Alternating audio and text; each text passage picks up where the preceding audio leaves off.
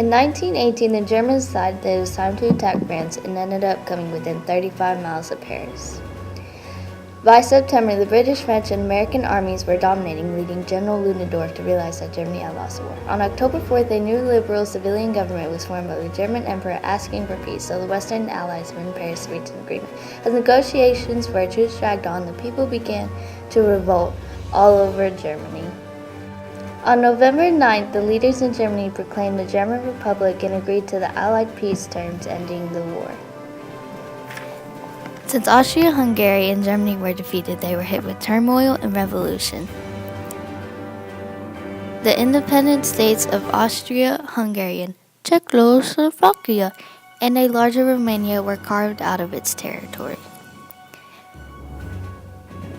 In Germany, moderates from the Social Democratic Party and their liberal allies held on to power and established the Weimar Republic, which is a democratic government.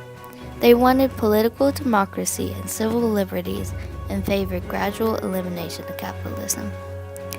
The triumph of the Social Democrats brought violent chaos to Germany in 1918 to 1919.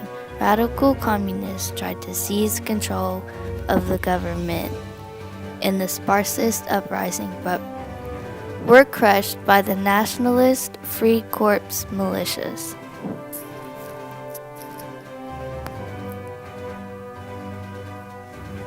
Nationwide strikes were also repressed by the government. By the summer of 1920, the situation calmed down, but the new Republican government faced deep discontent. 27 nations in 1919 came together to negotiate a post-war agreement.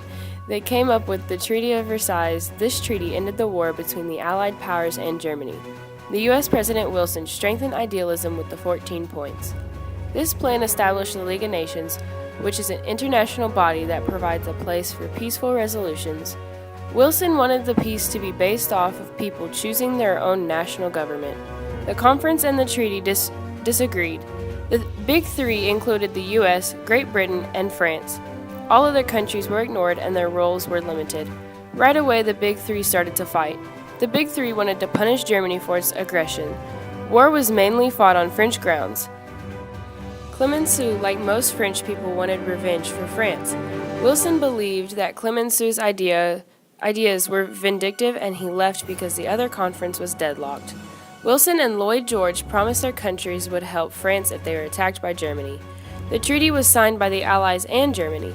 Germany's African and Asian colonies were given to France, Britain, and Japan. Germany, with Austria, were to blame for the wars, so they were forced to pay for the damages. This was a crippling financial burden, and it was an insult to German pride. Allied leaders at Versailles focused mainly on European questions. This brought radical and controversial changes to the Middle East.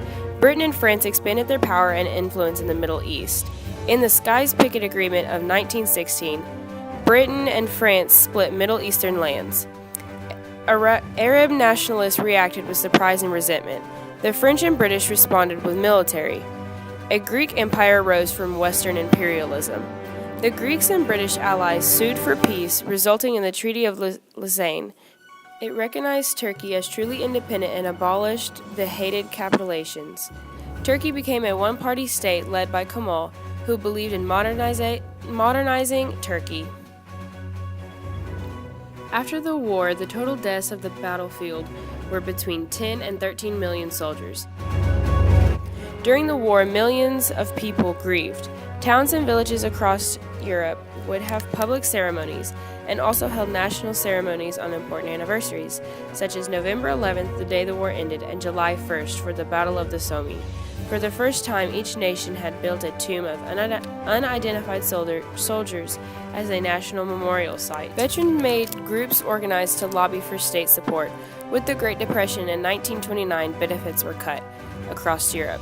Newly formed radical parties, including the German National Socialist and the Italian Fascists, manipulated popular feelings of loss and resentment to undermine fragile parliamentary governments.